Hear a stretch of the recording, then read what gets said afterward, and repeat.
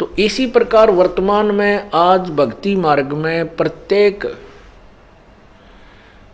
मानव की पूरे विश्व में ये स्थिति है कि हम जैसे पवित्र हिंदू धर्म के श्रद्धालु ब्रह्मा विष्णु महेश से ऊपर कोई शक्ति नहीं मानते, और फिर कोई उनसे पूछता है कि परमात्मा कैसा है, वह कहते निराकार है, उसका कोई आकार थोड़ा ही। फिर भगवान विष्णु, भगवान श्री कृष्ण, भगवान शिव जी की मूर्तियां बनाकर पूज रहे हैं, तो ये क्या है?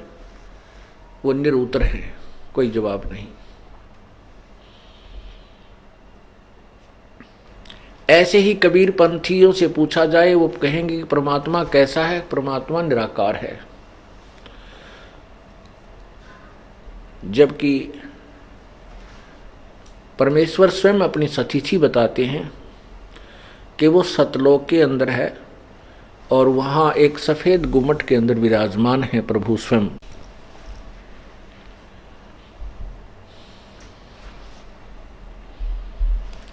इसी प्रकार पवित्र सिख समाज से पूछिए, वो कहते हैं परमात्मा निराकार है, क्योंकि गुरु नानक देव जी ने अपनी वाणी में कहा तू ही एक निरंकार।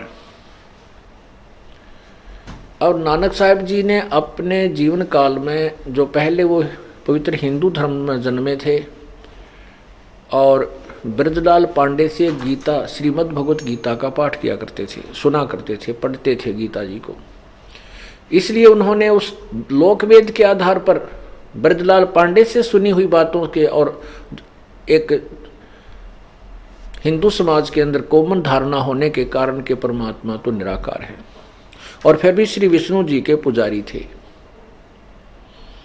तो वो वाणी भी लिखी हुई है। जब उसके बाद परमात्मा का साक्षात्कार हुआ, पूर्ण ब्रह्म उनको मिले, बेई नदी पर आकर के उनको दर्शन दिए, फिर सचखंड लेकर गए। उसके बाद नानक साहब ने पूरी श्रीमद् भगवत गीता में से 7 श्लोक सिलेक्ट किए थे, और उन 7 श्लोकों का जवाब जगह जगह जाकर पांडे लोगों से पूछा करते थे, ब्राह्मणों से, कि वो तत्वदर्शी संत, चौथे अध्याय के 34वें श्लोक में लिखा है, वो तत्वदर्शी संत की खोज कर तत्वदर्शी संत की पहचान बताओ। क्योंकि गीता ज्ञान दाता तो अपने ज्ञान से अलग कोई ज्ञान बता रहा है, वो कौन ज्ञान है? गीता जी के अध्याय नंबर 18 के श्लोक 62 में कहा है कि तू सर्वभाव से उस परमेश्वर की शरण में जा, उसकी कृपा से तू परम शांति और शाश्वत स्थानीय सचखंड को प्राप्त होगा। वो परमात्मा कौन है? इस तरह के 7 श्लोक उन्होंने सिलेक्ट किए थे, जिसका जवाब किसी के पास नहीं था। फिर भी उनकी बात को किसी ने स्वीकार नहीं किया, क्योंकि उस समय नानक साहब के अनुयायी बहुत ही नाम मात्र थे। ऐसे ही पवित्र मुसलमान धर्म में पूछिएगा परमात्मा कैसा है? अल्लाह बेचून है, बेचून मान निराकार। ऐसे पवित्र ईसाई धर्म के किसी श्रद्धालु से पूछिए कि अल्लाह गॉड कैसा है? गॉड इज फॉर्मलेस, निराकार। जबकि पवित्र बाइबल उत्पत्ति ग्रंथ में स्पष्ट किया है कि प्रभु ने 6 दिन में सृष्टि रची, और 6ठे दिन उसने कहा कि मैं मनुष्य को अपने स्वरूप के अनुसार उत्पन्न करूंगा। और परमात्मा ने मनुष्य को अपने ही स्वरूप के अनुसार उत्पन्न किया, नर और नारी करके उनकी सृष्टि की। तो फिर भगवान कैसा हुआ? परमात्मा भी नराकार हुआ, मनुष्य जैसे आकार का। देखिएगा,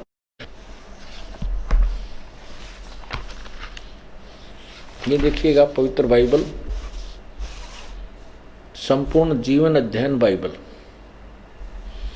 ऊपर नहीं है इसका, यहीं से है सारा कुछ। अब आगे देखिएगा, पवित्र बाइबल, संपूर्ण जीवन अध्ययन बाइबल, ये कहाँ से छपा है? जर्नल एडिटर, ये Donald C Stamps MA MDV, associate editor J Wesley Adams PhD,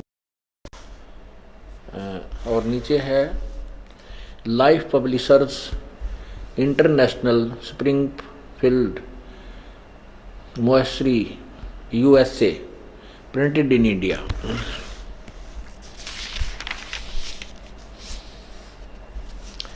पवित्र बाइबल संपूर्ण जीवनोध्ययन, यहाँ प्रबंधक संपादक डेविड स्टुअर्ट, अंग्रेजी प्रधान संपादक Donald C Stamms MA MDV, संयुक्त संपादक जे वेस्ले आदम्स PhD, संपादकीय समिति स्टानली M हॉर्टन THD अध्यक्ष आदि आदि, ये सारा इनका लिस्ट लिया। Full life study Bible, life publishers international. अच्छा, इसके देखना ये देखिएगा, आरंभ यहाँ से होता है, ये स्टार्ट है।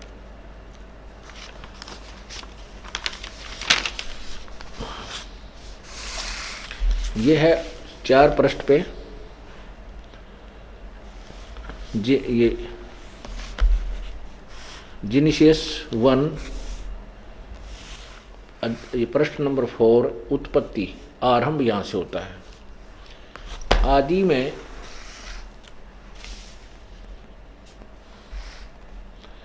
आदि में परमेश्वर ने आकाश और पृथ्वी की सृष्टि की। अब देखो, इस प्रकार ये पहला दिन हो गया।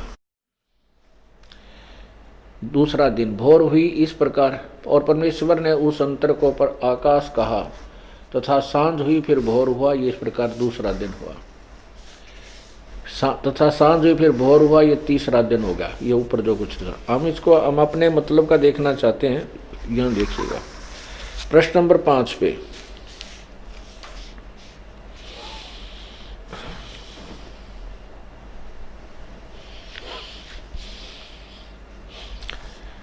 ये 5वां दिन देखें, प्रश्न नंबर 5 पे, जेनेसिस 1 और 2, इसमें लिखा है इस प्रकार ये 5वां दिन हो गया। अब 6ठा दिन यहाँ शुरू होता। फिर परमेश्वर ने कहा, पृथ्वी से जंतु बनाएंगे। आगे देखो यहाँ, फिर परमेश्वर ने कहा कि हम मनुष्य को अपने स्वरूप के अनुसार अपनी समानता में बनाएं, और वे समुद्र की मछलियों और आकाश के पक्षियों और घरेलू पशुओं और सारी पृथ्वी पर और सब रेंगने वालों जंतुओं पर जो पृथ्वी पर रेंगते हैं अधिकार रखें। तब परमेश्वर ने मनुष्य को अपने स्वरूप के अनुसार उत्पन्न किया, अपने स्वरूप के अनुसार परमेश्वर ने उसको उत्पन्न किया। 3 बार लिखा। फिर परमेश्वर ने कहा, हम मनुष्य को अपने स्वरूप के अनुसार समानता में बनाए। यहाँ देखो, तब परमेश्वर ने मनुष्य को अपने स्वरूप के अनुसार उत्पन्न किया, अपने स्वरूप के अनुसार परमेश्वर ने उसको उत्पन्न किया। 3 बार लिखा, नर और नारी करके उसने मनुष्यों की सृष्टि की।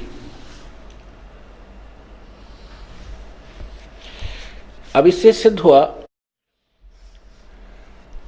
सिद्ध हुआ कि परमात्मा मनुष्य जैसा है, साकार है, नराकार है।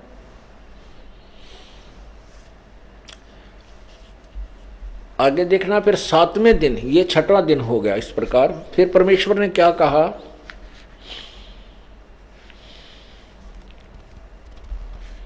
ये 28वां देखना, 27 सामने पढ़ लिया, नर और नारी करके मनुष्य की सृष्टि की। और परमेश्वर ने उनको आशीष दी की और उनसे कहा कि फूलो और फलो और पृथ्वी पर भर जाओ, उसको अपने वश में कर लो, और समुद्र की मछलियों तथा आकाश के पक्षी और पृथ्वी पर रेंगने वाले सब जंतुओं पर अधिकार रखो। अब देखना, एक बहुत ही गहराई से सोचना है, क्योंकि हम तत्व ज्ञान समझ रहे हैं। अब जिस प्रभु ने सृष्टि रची 6 दिन में और 7वें दिन विश्राम किया, उसने 6 दिन में सृष्टि रच दी और जो आदेश निर्देश देना था वो दे दिया। अब क्या निर्देश दे रहे हैं कि मनुष्य को इतना बुद्धिमान बना दिया कि पृथ्वी के सभी जीव जंतुओं से ये सियाना हो, समझदार हो, उनको कंट्रोल करे, लेकिन खाए नहीं उनको, उनका मांस नहीं खाए। अल्लाह यानी पूर्ण परमात्मा का आदेश मांस खाने का नहीं। अब देखना प्रमाण 29 में, ये 28 आपने पढ़ा, 29 में फिर परमेश्वर ने उनसे कहा, मनुष्यों से, और सुनो, जितने बीज वाले छोटे छोटे पेड़ और सारी पृथ्वी के ऊपर हैं, पेड़, छोटे छोटे पेड़ सारी पृथ्वी के ऊपर हैं, और जितने वृक्षों में बीज वाले फल होते हैं वे सब मैंने तुमको दिए हैं, वे तुम्हारे भोजन के लिए हैं। परमात्मा ने कहीं भी मनुष्य को मांस खाने का आदेश नहीं दिया। ये है पूर्ण परमात्मा का संदेश, निर्देश, आदेश। इसके अतिरिक्त यदि किसी बुक में और किसी अन्य नबी या किसी अवतार या किसी गुरु पीर के कहने से आप जी मांस आहार करते हो, परमात्मा का निर्देश, परमात्मा का संविधान तोड़ रहे हो, उसकी आपको सजा मिलेगी। कैसे मिलेगी? कि परमात्मा का, जैसे राजा का, हमारे हिंदुस्तान का संविधान है कि कोई किसी की हत्या करेगा मनुष्य की तो उसको सजाए मौत या 20 साल की सजा होगी, ये नियम है राजा का। और इसको जो तोड़ देता किसी के दूसरे के कहने आदेश से, अधिकारी के आदेश से, तो फिर वो अपराधी है। जैसे एक समय किसी व्यक्ति की मित्रता एक दरोगा से हो गई, SHO तय,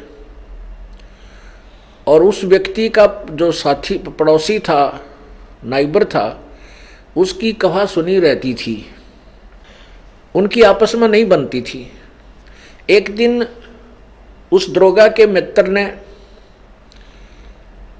अपने मित्र दरोगा से यानी SHO से कहा कि ऐसे ऐसे मेरा जो पड़ोसी है वो मुझे बहुत परेशान करता है, सारा कुछ मैंने पंचायत भी कर ली, समझा लिया, लेकिन वो बाज नहीं आता है, क्या इलाज किया जाए? SHO ने कहा कि मार उसको, समार दे, कूट छेद दे, मार लट सिर में, मैं आप देख लूंगा। अब उस SHO के कहने, अपने मित्र SHO की बात को मान करके उस व्यक्ति ने अपने पड़ोसी के साथ झगड़ा ठान लिया और उसका लठ मार दिया, और लाठी लगने तो वो व्यक्ति की मृत्यु होगी। उस अक्षेत्र का वो अपराध प्रभारी होने के कारण वही मित्र SHO आया, अपने मित्र को पकड़ कर ले गया और संविधान अनुसार उसको सजाए मौत हो गई। अब उस नालायक ने अपने मित्र अधिकारी SHO के कहने राजा के संविधान को भंग कर दिया तो उसको सजा मिली। ये परमात्मा का विधान है, जो भगवान ने कहना सुनना था वो कह दिया, लिख दिया, बोल दिया। उसके बाद वो परमात्मा ने विश्राम किया, तख्त पर विराजमान हुआ। उसके बाद जो यहाँ के जो मालिक हैं, जैसे ब्रह्मा, विष्णु, महेश, ब्रह्म, इन्होंने फिर बागडोर संभाल ली। ब्रह्म ने, इन्होंने फिर आगे जो आदेश दिए हैं, या वो किसी के अंदर प्रवेश करके या वैसे कोई आकाशवाणी करके जो आदेश दिए, ये काल ब्रह्म के आदेश हैं, और आगे चल के वो कहीं किसी बुक में नोट करके उसको लागू किया गया है, तो पूर्ण परमात्मा के विधान को भंग किया है, उनको सजा मिलेगी, वो अब दोषी होंगे।